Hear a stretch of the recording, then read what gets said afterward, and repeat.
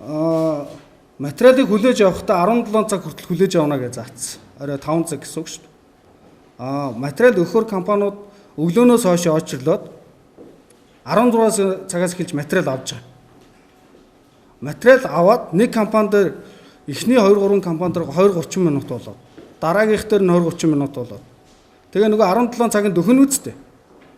16 цаг 55 минутанд тус газрын ахлах мэргэжилтэнгээ пүрвжөө гэдэг нөхөр гарч ирээд за та нар түр хүлээж байгаарай.